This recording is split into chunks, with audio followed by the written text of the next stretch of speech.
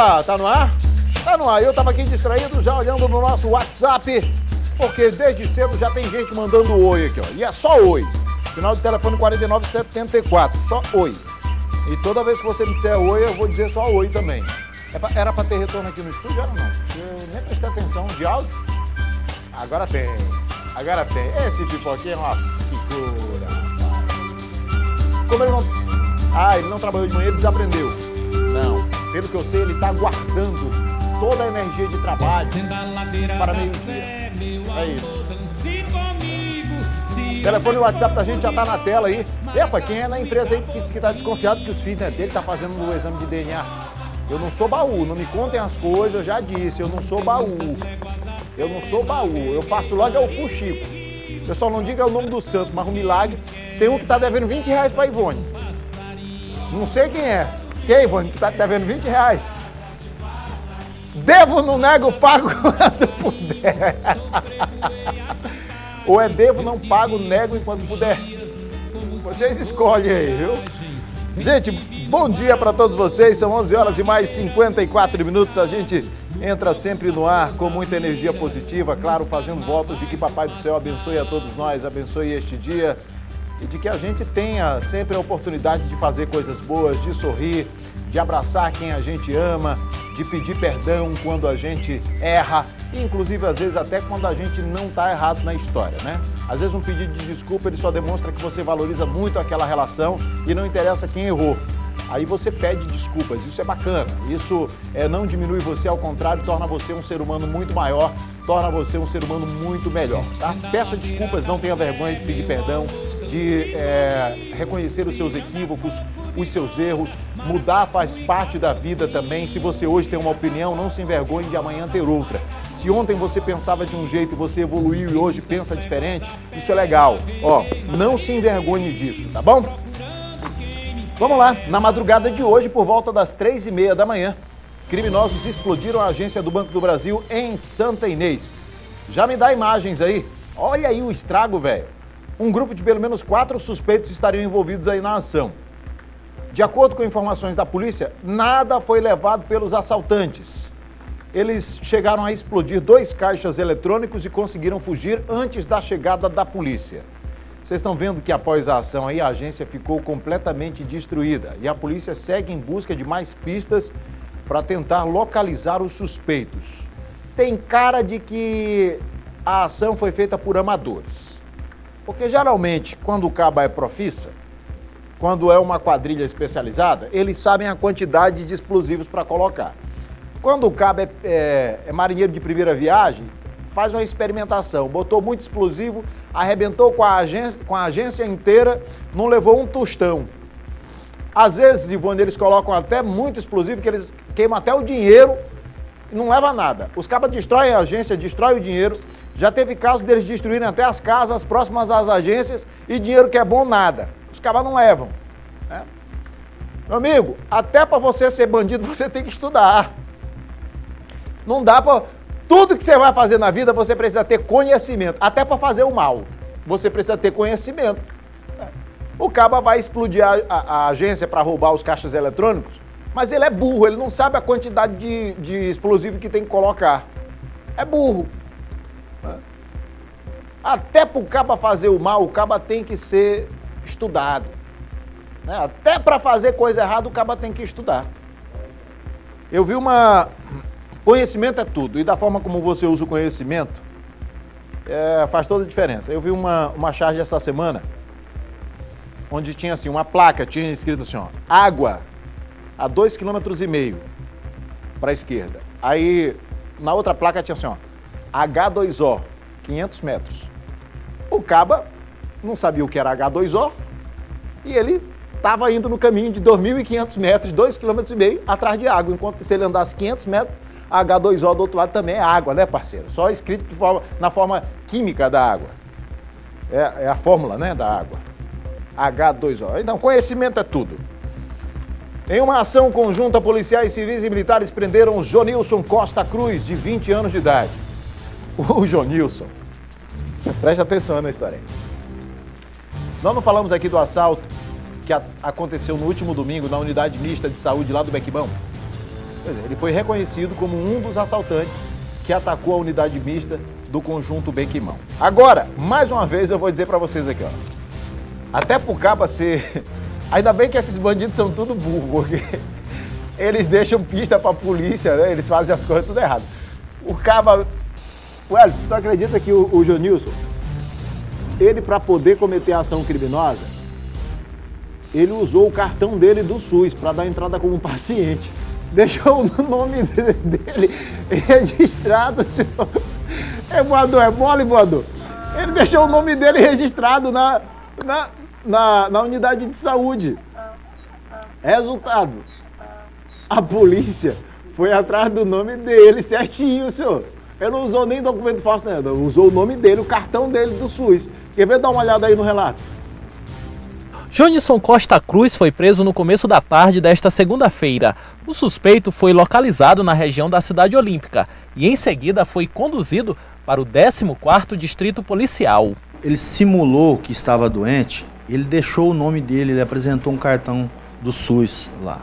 E com o nome dele, os dois seccionais, o delegado Damasceno e o delegado Pedro Adriano, colheram as primeiras informações e depois nós conseguimos fazer todo o levantamento com relação ao nome dele e os endereços que ele poderia ser localizado, sendo ele encontrado em um desses endereços. No momento da ação, os suspeitos roubaram objetos pessoais de funcionários e pacientes, como aparelhos celulares. O colete balístico e a arma de fogo do vigilante, um revólver calibre 38, também foram levados. Dentro da unidade também houve pelo menos um disparo, que em depoimento, Jonison Cruz confirmou ter sido ele quem efetuou. Por duas vítimas ele já foi reconhecido e ele confessou a prática do crime.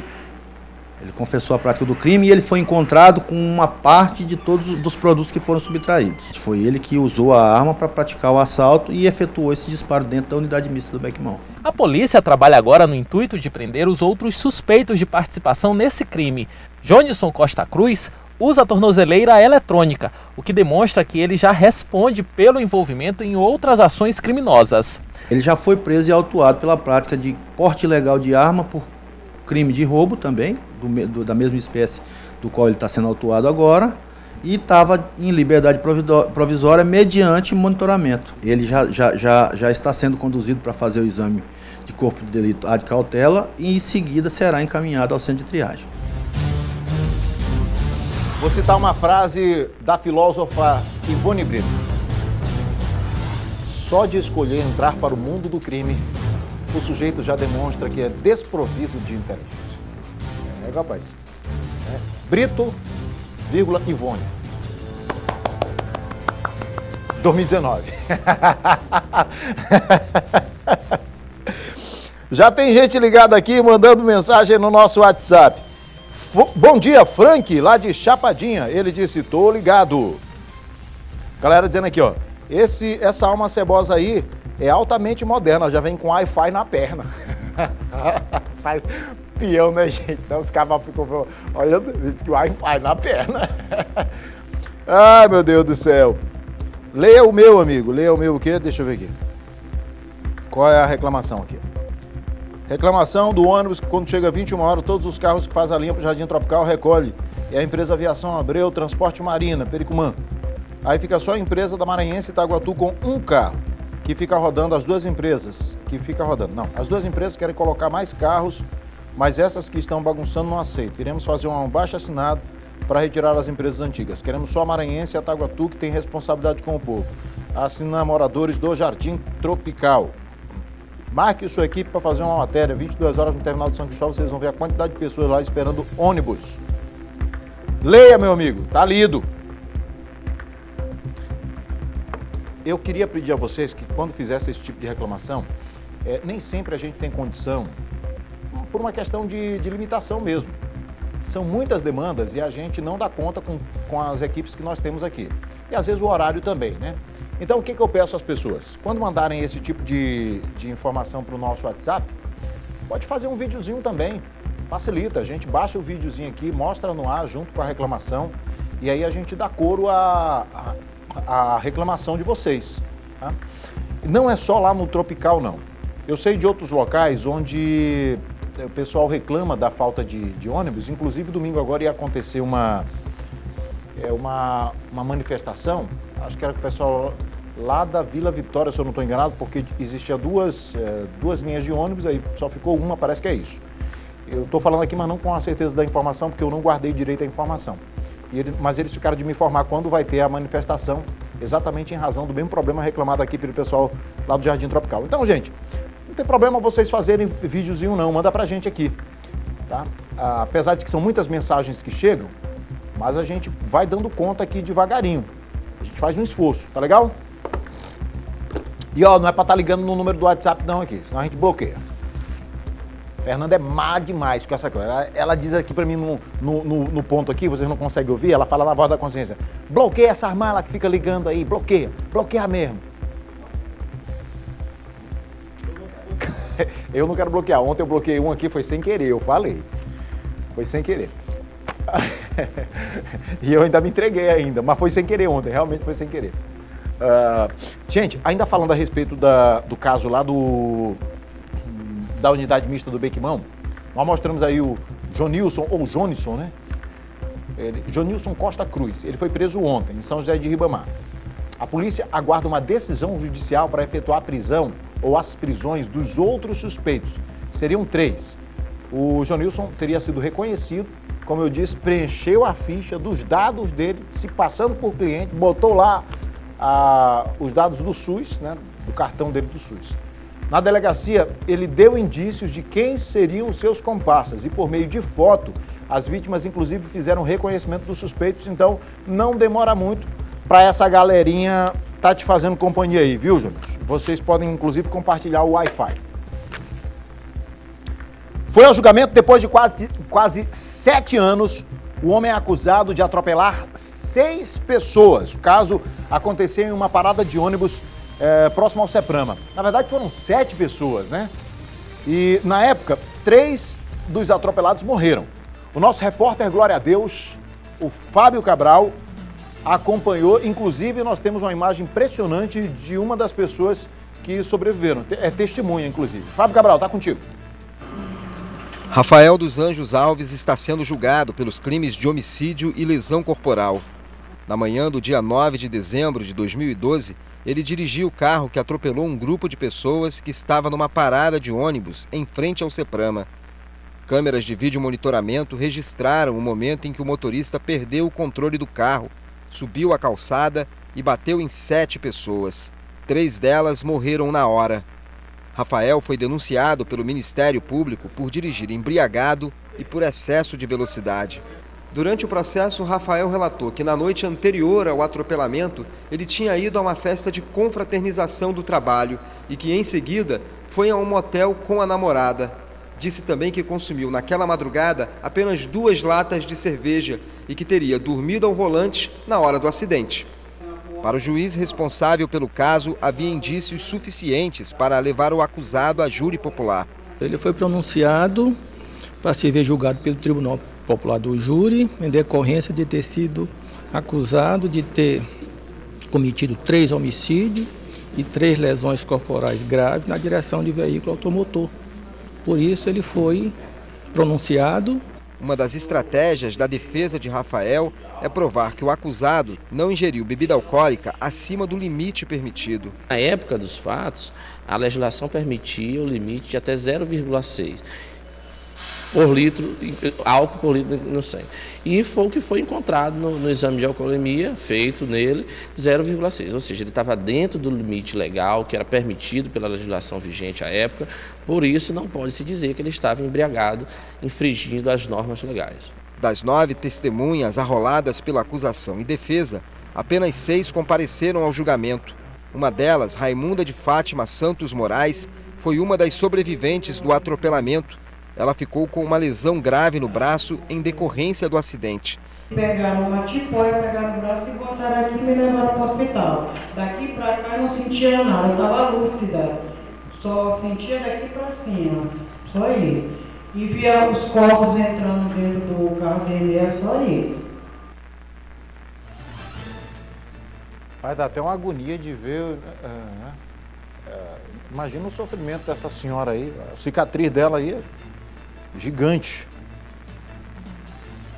esse braço dela aí com certeza não consegue nem ter força a apoiar as coisas, né? Olha, a gente tem que parar de relativizar irresponsabilidades. Eu sei que o advogado está fazendo o papel dele, porque o nível de álcool, meu irmão, não tem que dirigir, bebeu, não tem que dirigir a nada, senhor. O risco é muito grande. E quem bebe e pega no volante de um carro, numa moto, está assumindo o risco. E eu tenho sempre dito nos meus comentários aqui na televisão que muitas vezes o que acontece é que o sujeito bebe, pega o volante do carro, mata os outros e ele sai vivinho, né? E bonzinho pro resto da vida. Aí deixou 3 mortos, deixou os outros 4 traumatizados, às vezes até parcialmente incapacitados. Ele tá bonzinho. Terminou o interrogatório do réu, foram ouvidas já as 6 testemunhas e nesse momento começaram os debates entre a defesa e a acusação. A gente vai trazer o resultado durante a nossa programação aqui no jornalismo da TV Difusora. Oi, gostaria que você falasse um pouco de São Bento. Para o prefeito olhar para o bairro do Monte Sinai, que não tem água. E entra prefeito, sai prefeito, nunca fazem um poço para a população. Talvez assim procurem fazer um poço. São Bento, minha terra. Mas vem cá, o prefeito que está lá hoje já tinha sido prefeito. Quem botou o prefeito lá de novo foram vocês. Tem que jogar logo a real, porque muitas vezes a gente, enquanto cidadão, a gente gosta muito de reclamar, né? A gente reclama. Na época o pessoal reclamava muito do prefeito. Vocês botaram ele de novo lá. Ou vocês que botaram. A gente tem que começar a fazer experimentações de caminhos diferentes. Porque quando você faz a mesma coisa, do mesmo jeito o tempo todo, você tem lá no final sempre o mesmo resultado. Fica a dica aí pro pessoal de São Bento. Em Presidente Sarney, rapaz, essa situação lá de Presidente Sarney, teve o quintal da Dona Maria. É chuva, gente. No Norte Maranhense, cerca de 250 famílias foram obrigadas a deixar suas casas. O quintal da Dona Maria virou rio. A reportagem é de Gerlaine Araújo. Você vai ver, as imagens são impressionantes lá da cidade. Veja só. Dona Maria Rosa teve a casa invadida pela água. O banheiro foi o primeiro cômodo da casa que a água afetou. O quintal sumiu em meio à enchente. Esse tempo todo que eu moro aqui, tá com mais de 30 anos, tá quase 40 anos que eu moro aqui, nunca tinha dado uma enchente do tamanho dessa. Que eu saiba, essa aqui, que do meu conhecimento, essa aqui é a primeira vez que está acontecendo desse jeito. Já Lázaro, que vive da pesca, diz que nunca tinha visto a água elevar tanto o nível do rio e chegar ao ponto de deixar desabrigados. Moradores, todo mundo estão se mudando quase. Entendendo, né? Daqui de baixo aqui, que mora aqui, esse pessoal que mora na beira aqui do rio, né? E a água tá botando para ir embora. E aqui em Três Furos, que é distrito de Presidente Sarney, onde vivem cerca de 2.500 famílias, 100 delas estão desabrigadas. Além de Três Furos, tem mais 3 povoados, Cacau, Cebolau e Bebe Fumo, totalizando 250 famílias desabrigadas. A Prefeitura Municipal de Presidente Sarney está amenizando o sofrimento dessas famílias com alimentação e água potável. O bairro Açude é um dos mais afetados pela enchente. Carro e moto não trafega mais pelas ruas. Outro ponto é o bairro Novo. Aqui o cenário se repete. As casas estão submersas. Quando chegou este ano, ela encheu bastante. Encheu mais do que encheu o ano passado. Mas só que já era acostumado ter essa enchente. Agora o pessoal fizeram a casa muito no baixo e aí tá saindo tudo. Ontem saiu 24 famílias. O Corpo de Bombeiros Militar se deslocou para catalogar as famílias que foram afetadas. O 8º Batalhão de Pinheiro designou militares para fazer a catalogação dessas famílias e dar o apoio técnico para onde essas famílias serão destinadas. Olha, está chovendo tanto, mas tanto. É preciso que a gente entenda também que o ser humano, nós passamos a fazer ocupações de maneira desordenada, de áreas que são passagem de chuva, de áreas que são o escape da natureza, e a gente ocupa. Aqui em São Luís, houve um crescimento desordenado em algumas áreas, algumas construtoras pegaram áreas que eram de mangue, algumas construtoras pegaram áreas que inclusive eram de proteção, derrubaram, tudo fizeram. Aí agora começa a chover, a água vai procurando o seu caminho natural. E nós tivemos no mês de março, eu já tinha dado esse dado aqui no programa, de acordo com o Instituto Nacional de Meteorologia, nós tivemos o mês de março. Existe uma série histórica, desde os anos 70, que faz o levantamento da chuva, da quantidade de chuva mês a mês. Então, desde 1970, 71, o ano de 2019, o mês de março, é o 7º mais chuvoso. PG é chuva, PG em São Luís, é chuva. É chuva, meu irmão. Só o primeiro fim de semana de março registrou 627 milímetros de chuva. Como é que mede isso, tu sabe? É por metro quadrado, né? A quantidade ali de lâmina d'água por metro quadrado. É muita chuva, velho, é muita água.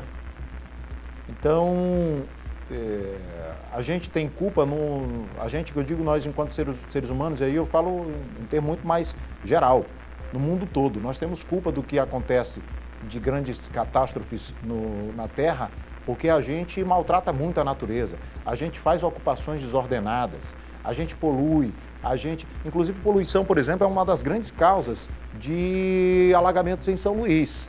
As pessoas, elas descartam lixo de forma irregular, e olha que nós temos, eu tenho dito isso sempre aqui, uma das coletas, é uma coisa que a gente não pode reclamar em São Luís.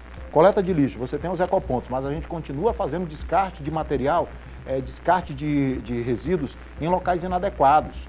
Tem gente aí em alguns locais que bota o lixo na porta para a sarjeta levar, a água da sarjeta na chuva. Chega lá na frente, entope o bueiro e aí a rua alaga. A gente também tem responsabilidades enquanto cidadão. Eu vou para o intervalo comercial, volto já.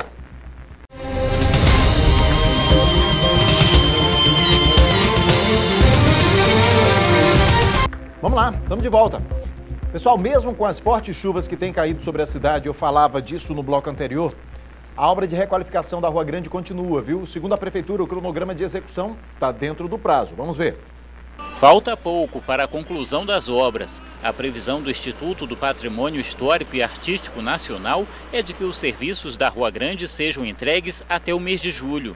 De acordo com o IPHAN, as obras estão sendo executadas conforme o planejado. Nem as fortes chuvas dos últimos dias atrapalharam os trabalhos. Tudo dentro do planejado, apesar das chuvas intensas que têm caído na nossa cidade, a obra não parou, ela continua e é um investimento do governo federal de aproximadamente 36 milhões de reais, que incluía aí também a entrega das praças Deodoro, Panteão e as 2 Alamedas, que foram entregues no final do ano passado. A primeira etapa da obra foi entregue em dezembro do ano passado. A área que já está sendo utilizada pela população ganhou novo piso, sistema de esgoto, instalação elétrica e subterrânea e uma nova iluminação. O mesmo será entregue em toda a extensão da Rua Grande. A ação conta com a parceria da Prefeitura da capital, que já é considerada um dos maiores investimentos na área dos últimos 30 anos. O IPHAN espera contar também com investimentos das empresas para melhorar ainda mais a paisagem. Com essa revitalização que está em andamento, nós já estamos vendo donos de lojas na Rua Grande fazerem reformas nas suas fachadas, fazerem reformas dentro das suas lojas. Uma requalificação dessa, ela leva aos proprietários desses imóveis que estão em volta dessa requalificação a fazerem melhoria nos seus imóveis. É isso. Eu aproveito para, mais uma vez aqui, conclamar o cidadão para preservar a sua cidade, né, gente? A gente tem que ter amor pelas coisas e, às vezes, a gente tem aquele sentimento, muita gente, porque eu não tenho, muita gente tem aquele sentimento que é assim, foi o poder público que fez, eu tô nem aí. Não, o poder público faz com o dinheiro da gente. A Praça Deodoro, aquele complexo ali, ficou tão bonito, né? Tá tão legal, precisa ser preservado. Mas uma semana depois de ter sido entregue, se eu não estou enganado, já tinha gente pichando o banco, né? É muita safadeza, bicho, é muita sem vergonhice. Então, a Rua Grande, esse é um projeto que eu lembro que nos anos 90 eu já ouvia falar desse projeto de requalificação da Rua Grande. Então, a gente tem que aplaudir que está sendo colocado em prática. E ó como vai despertando, uma coisa vai despertando a outra. Os donos de imóveis, os lojistas, já estão fazendo também reformas nos prédios para ficar bonitinho, igual a Rua Grande, pô. Então, a gente tem que ter esse sentimento pela cidade de preservação, de amor. A gente também, enquanto cidadão, tem obrigações. A gente gosta muito, eu sempre digo que nós cobramos muito direitos e a gente esquece dos nossos deveres. É nosso dever preservar aquilo que é patrimônio público. O nome está dizendo patrimônio público, é do povo, é nosso, é meu, é seu, você que está em casa. Eu vejo nessas imagens aí, já copo descartável no chão, as pessoas jogando lixo no chão. Aí, meu velho, fica difícil. Aí, ali tem uma galeria, foi feita uma galeriazinha ali. Aquele copo descartável, se chover, a água vai levar ele para dentro da galeria. E aí depois, sabe o que vai ter que fazer? Gastar dinheiro público para poder limpar. Ou então, na hora que chover, vai entupir e vai alagar. Ó, parceiro, ó, falta um pouquinho disso aqui, ó. Trabalhabilidade. Às vezes é até ruim de falar, né? Se falar rápido, bora falar rápido 5 vezes. Trabalhabilidade, trabalhabilidade, trabalhabilidade. Você já ouviu falar desse termo? Trabalhabilidade. O termo, na verdade, aparece como alternativa à empregabilidade. É uma noção atrelada à capacidade do profissional conseguir boas colocações ao longo da carreira. Mas será que trabalhabilidade e empregabilidade são a mesma coisa? São correlatos? Pois é, vamos conversar com o professor Luiz Guterres. Vem para cá, professor Luiz Guterres, a gente falar a respeito desse assunto. Então, seja bem-vindo. Boa tarde. Boa tarde. Pode chegar um pouquinho mais para cá, Luiz. Então, a primeira pergunta que eu faço já é exatamente essa. Trabalhabilidade e empregabilidade são a mesma coisa, se não, quais são as diferenças? Primeiramente, são termos distintos. A empregabilidade está muito ligada na capacidade que o profissional tem de gerar renda. A trabalhabilidade é aumento da sua produtividade. Lógico, se eu aumentar minha produtividade, eu vou aumentar minha geração de renda. Eu posso ser um empregado de uma determinada empresa e, fora isso, abrir o meu próprio negócio. Mas, para isso, requer muito planejamento, organização e foco nos resultados. A trabalhabilidade foi um termo que surgiu na década de 90, é um termo recente, onde você tem que buscar a produtividade, independente que seja abrindo seu próprio negócio ou sendo empregado de uma empresa. É diferente da empregabilidade, que é a questão de você estar sempre empregado. Agora, quais são as características, então, para você desenvolver a trabalhabilidade? Primeiro, saber o que vai fazer. Segundo, planejamento. Terceiro, visão sistêmica. Porque não adianta eu querer abraçar o mundo com as duas mãos se eu não tiver planejamento. Foi feita uma pesquisa recentemente que mede de 60% a 65% das pessoas que abrem seu negócio e são vinculados como empregado de uma outra empresa, fracassam, porque não conseguem administrar o tempo. Então é muito importante você saber administrar esse tempo. A trabalhabilidade hoje é necessária, nesse período de crise que o Brasil vive, você tem que ter essa capacidade de gerar renda o máximo possível. Agora, Luiz, as duas coisas elas podem conviver uma com a outra, né? Uma não elimina a outra. Empregabilidade e trabalhabilidade. Mas eu posso, por exemplo, desenvolver a trabalhabilidade sem necessariamente estar empregado. É uma dúvida que eu tenho em relação aos dois termos. Porque assim, eu não estou empregado, mas eu estou trabalhando de alguma forma, eu estou, sei lá, eu não tenho carteira assinada, mas eu estou me virando aqui. Isso também se encaixa aí nesse conceito? Por exemplo, os autônomos são um grande exemplo disso. Eu posso ser autônomo, onde cada mês que passa eu aumento minha produtividade. No momento que eu aumento minha produtividade, eu estou aplicando a trabalhabilidade exatamente por isso. Então, eu não tenho um vínculo empregatício numa empresa, eu não tenho a carteira de trabalho assinada, mas eu tenho essa capacidade de aumentar a minha produtividade. Então, eu começo a vendendo cosmético, depois eu vou vender consórcio de veículo, consórcio de casa, e eu vou aumentando a minha renda gradativamente. Para os levantamentos, eu não sei como é que funciona para os levantamentos da questão de estatísticas do Ministério do Trabalho e Emprego, né? Tu sabes dizer a respeito disso, se, por exemplo, quem é autônomo ou quem não tem necessariamente uma carteira assinada, mas desenvolve essa questão da trabalhabilidade, se isso é levado em conta nas estatísticas? Sim, é registrado, sim, é feito pesquisas e cada dia que passa, principalmente nesse período de crise econômica, a questão dos autônomos vem aumentando muito. Eu vou usar o termo profissional liberal, que é um termo mais moderno. Então, já as pessoas estão saindo dos seus vínculos empregatícios e buscando esse campo. Mesmo um camelô, ele também se encaixa nesse conceito, Sim, claro, né? Perfeito. É só ter o foco, que é a trabalhabilidade, é você aumentar a sua produtividade. O camelô pode, o vendedor de cosmético, o vendedor de consórcio, o vendedor de plano de saúde, qualquer profissional ele pode aumentar essa produtividade. Eu posso ser vinculado aqui mesmo numa empresa e crescer dentro dessa empresa, desde que a gestão maior da empresa facilite isso. Pronto, era a minha próxima pergunta, em relação ao comportamento das empresas, dos líderes de equipe, em relação a desenvolver essa capacidade nos seus profissionais. Há um caminho, há treinamentos específicos para isso? É possível buscar ajuda fora da empresa também? Sim, a empresa pode buscar diversos treinamentos, ou treinamento interno, ou treinamento externo, desde que ela qualifique esse profissional e dê oportunidade de crescimento. Porque o que acontece em algumas empresas de Israel? O profissional tem muito talento, mas não tem a oportunidade de expor esse talento. Acaba ficando retido, não se desenvolve, vai para uma outra empresa e lá aumenta a produtividade da empresa. Então, no momento que eu sou um colaborador de uma empresa e tenho um gestor que me dá a oportunidade de crescimento, de mostrar as minhas ideias, o meu potencial, eu vou aumentar a produtividade da empresa. O profissional pode buscar também por si só qualificações, e essas qualificações, Luiz, elas fazem diferença tanto numa coisa quanto a outra, tanto na empregabilidade. Às vezes quem não está empregado, mas busca qualificação, ele tem uma maior facilidade de estar disponível para o mercado de trabalho. Inclusive eu falava ontem aqui com o reitor do IEMA, o Jonathan Almada, e a gente falando da qualificação que o IEMA ele proporciona especificamente nas unidades vocacionais voltadas para determinadas áreas, né? Então, aquilo ali você está aumentando a sua empregabilidade, tem até o site Contrata Aí, nós falamos ontem, é muito legal, os profissionais ficam lá disponíveis, mas ao mesmo tempo, mesmo quem já está empregado, aumenta também a sua trabalhabilidade. Eu acho que eu já estou começando a entender mais ou menos aí os dois termos, não é isso?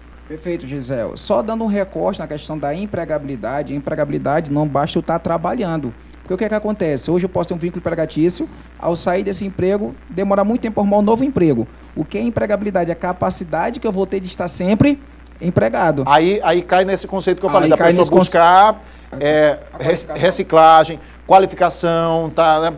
Porque às vezes também as profissões, elas demandam muito isso. E hoje em dia é tudo muito mais dinâmico do que antigamente, né? Você precisa estar sempre inovando alguma coisinha, buscando. E se a pessoa fica ali na zona de conforto, de repente chega um profissional que está um pouquinho mais preparado na área dela e toma um lugar. Existe isso também, né? E como existe, é o que eu sempre falo, você tem que buscar os diferenciais competitivos. Hoje, graduação, muitas pessoas têm curso superior.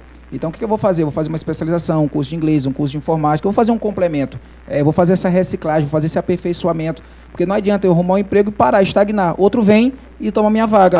Agora, Luiz, essa questão de graduação, eu já conversei com algumas pessoas que não necessariamente hoje em dia se busca o profissional com canudo, né? Porque às vezes tem um profissional que tem a formação superior, nível superior, mas tem um que talvez não tenha, mas ele tem habilidades maiores do que aquele que tem, porque ele buscou exatamente qualificação, não necessariamente no nível superior. Não estou dizendo que não é importante, mas é como o mercado se comporta hoje em dia.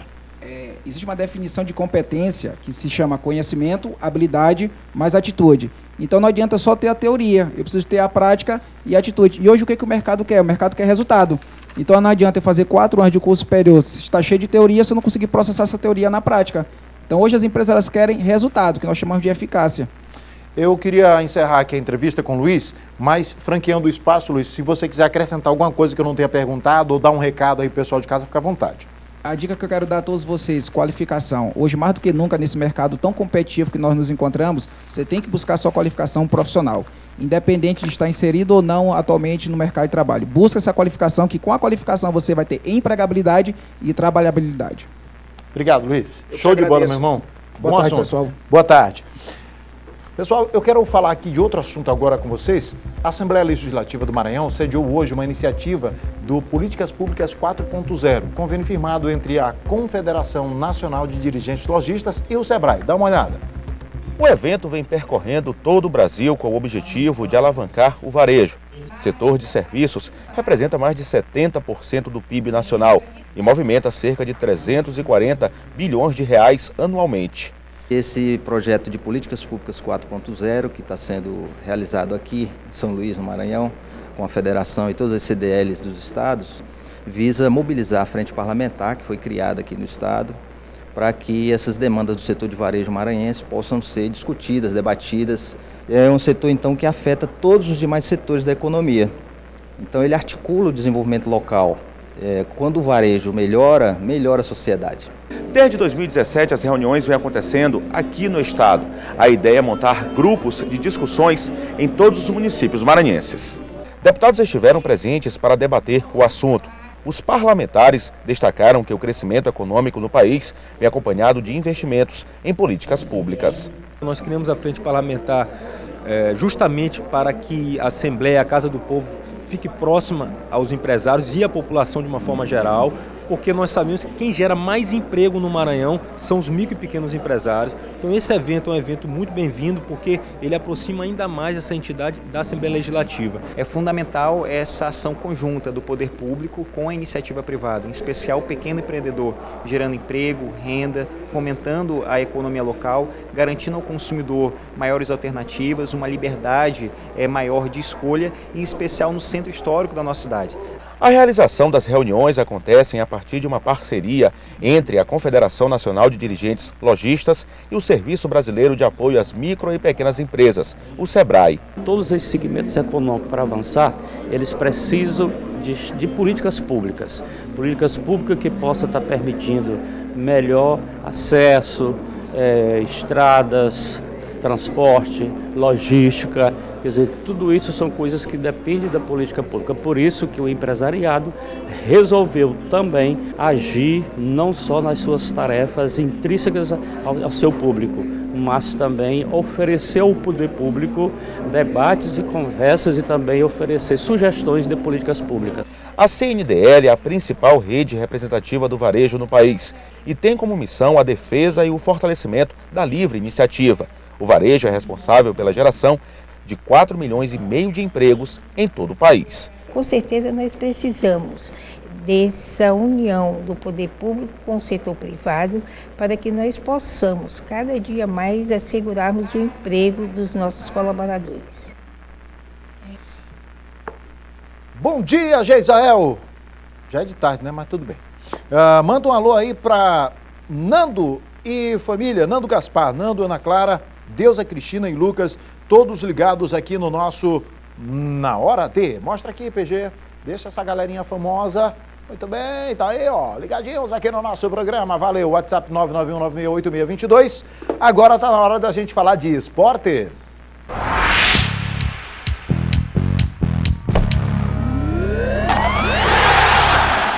Vamos falar de Campeonato Maranhense. A partir de amanhã, Moto e Imperatriz começam a decidir o Estadual 2019. Campeonato Maranhense, CC com Equio. No cavalo de aço, a expectativa é de reverter em casa a vantagem que é do rubro-negro. O momento é de recuperar os jogadores e trabalhar os detalhes da parte tática com o elenco e também as ações de bola parada. A gente tem que ter aí a tranquilidade agora para que a gente não proporcione para eles algum tipo de situação que o favoreça e a gente tirar vantagem naquilo que acontecer dentro do jogo, que possa nos favorecer. O último jogo garantiu ao Imperatriz um empate contra o Sampaio Correia. E esse empate, desta vez, foi favorável. O regulamento estava do lado do time cavalino, 1-1, e o clube garantiu a participação na final, na tentativa de alcançar o título. A equipe, sistema defensivo se comportou muito bem, né? Sabíamos que nos 2 jogos, se a gente não saísse com resultado negativo, a gente classificaria para a final.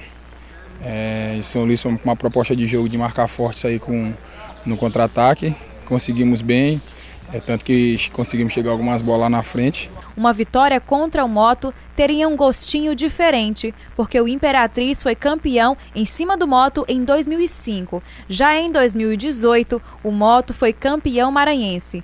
Os 2 clubes tiveram mais destaque durante todo o campeonato. Moto como líder e Imperatriz como vice. Só não entra em campo no primeiro jogo da final do campeonato o meia Daniel Barros. Ele vai cumprir os 3 cartões amarelos que levou. Mas ele retorna a campo no jogo em São Luís no sábado. Sai que é um resultado aqui, uma vitória boa para chegar no Castelão lá, só para manter e quem sabe Deus nos abençoar a conquistar esse título aí. Vai ser muito importante para nós, para nossa cidade, para mim, que é a primeira final como profissional. Na Copa do Nordeste, conhecido o último semifinalista da competição. Fortaleza, do técnico Rogério Ceni, goleou o Vitória no Castelão, na capital cearense. Vamos conferir os gols. A classificação do Fortaleza para as semifinais da Copa do Nordeste foi tranquila.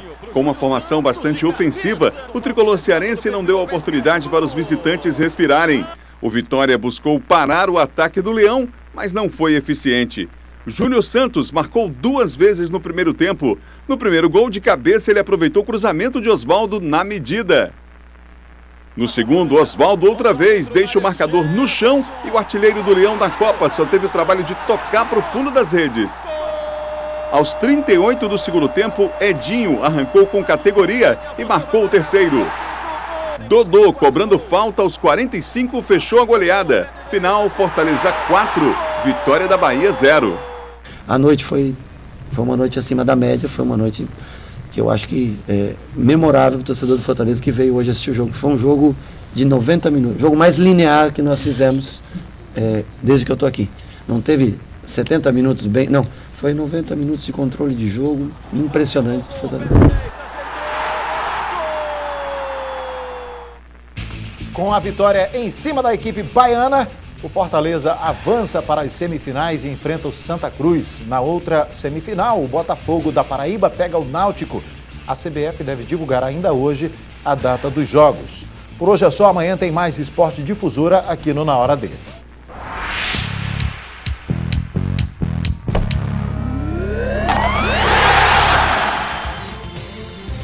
Para a gente ir para o intervalo comercial, quero mandar um beijo aqui para Rosa e Manuel, e Edivaldo, Edinaldo e Ana Clara e também Robson. Quem está mandando é a Ana Maria.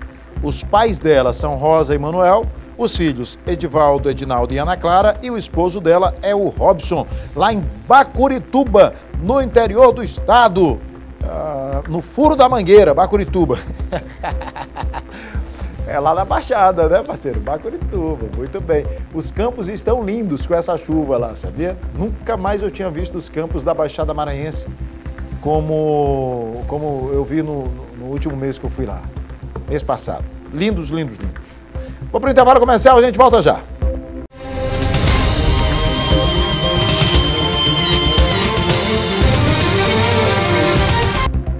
De volta, a Luciene Cristina mandou aqui no meu Instagram, @Geisael_.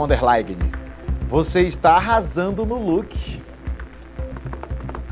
E aí? Vai o que? Vai Aramis. Né? Quem mandou mensagem aqui também foi Ioleta Benta, Real John 18, Leandro Silva 3350, Cádia Santos Carvalho, e teve um gaiata aqui que disse assim: Geisael, Deus é justo, mas essa tua calça é justíssima.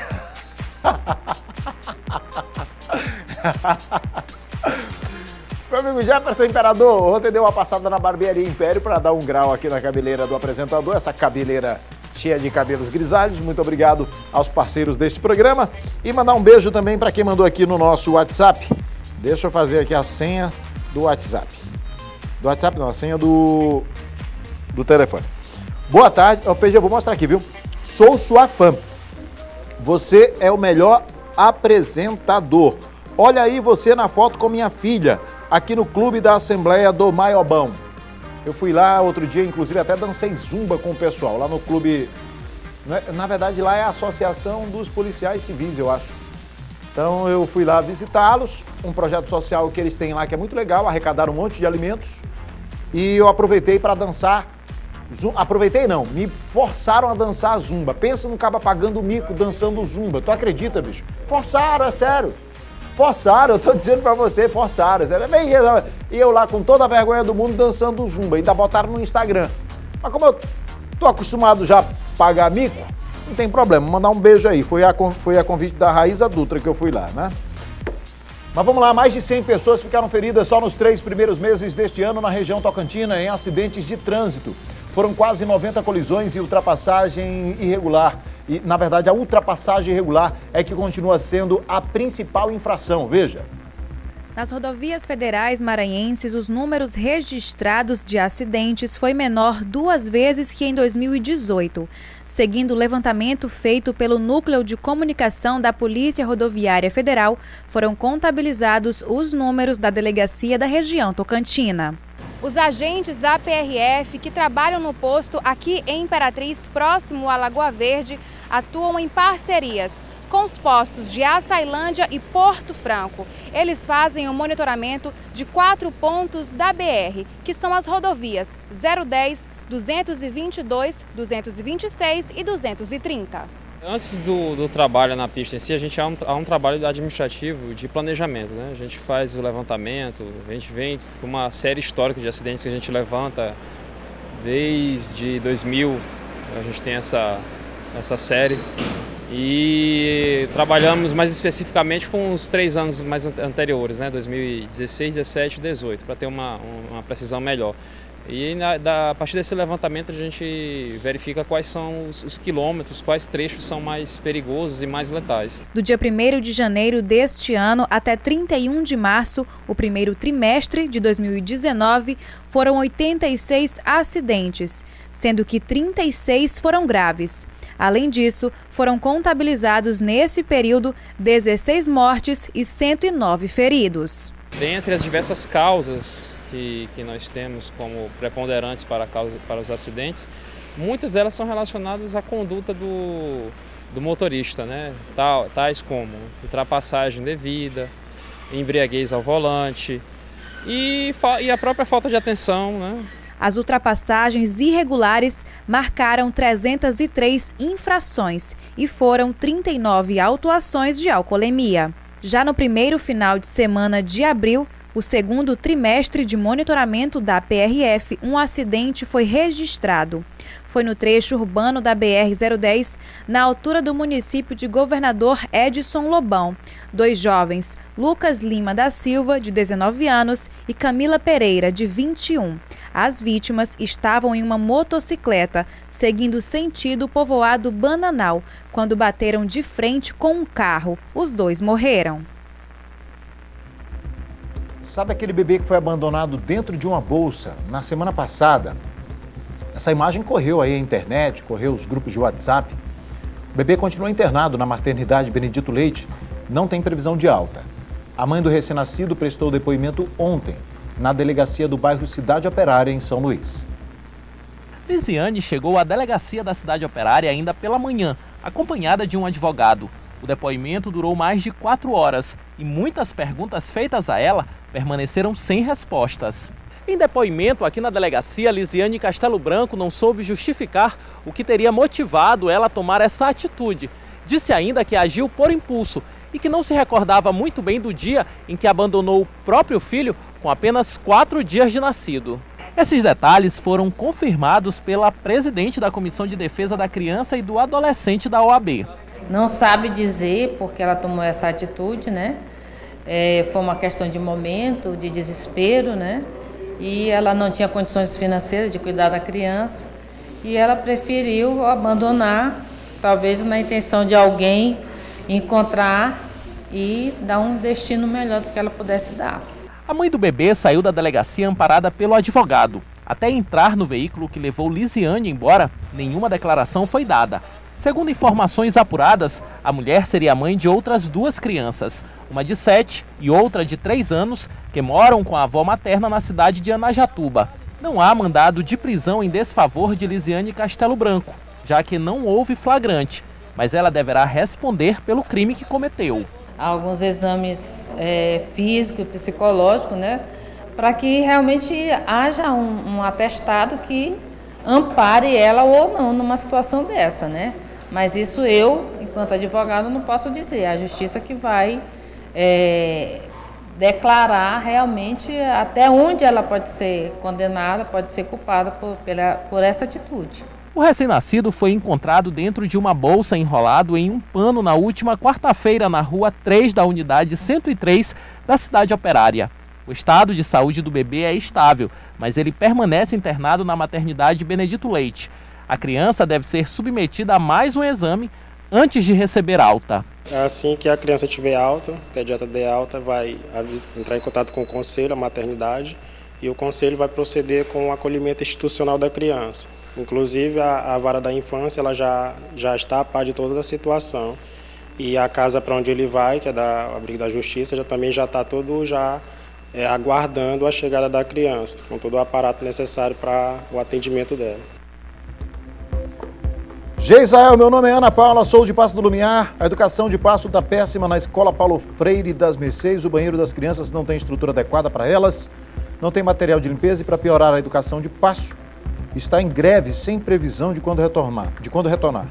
Ex-prefeito Dutra não faz nada e ainda chama nós as mães de mentirosas, que a educação de Passo tem tudo. Os meus filhos estão sem estudar.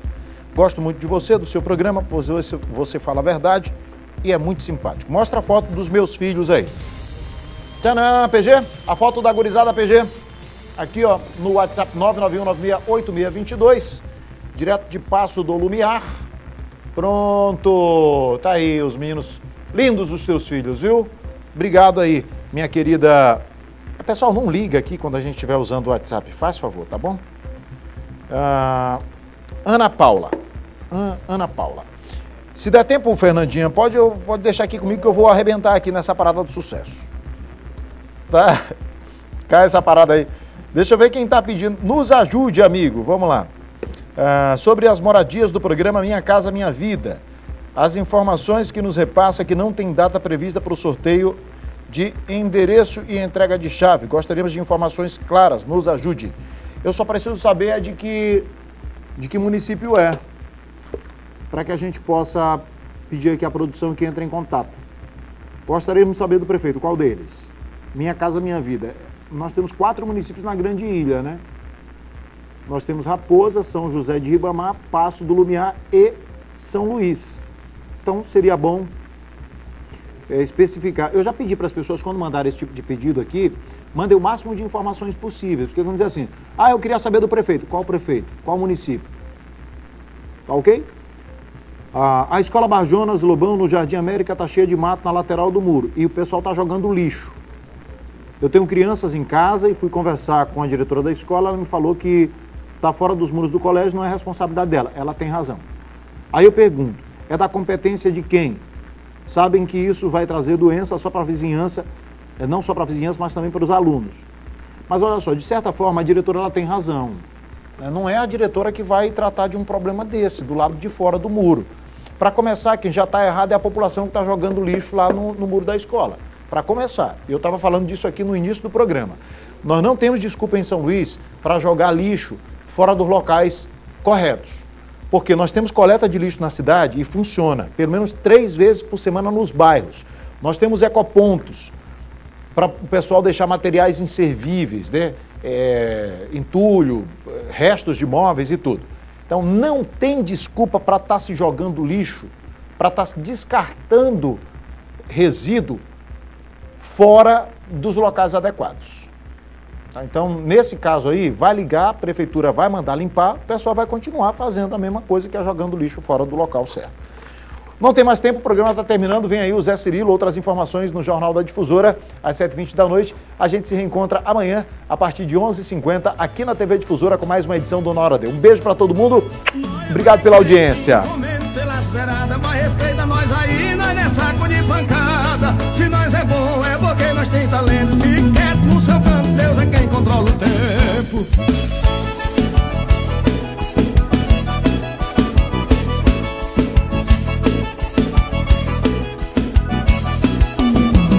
Falar de mim é bem facinho.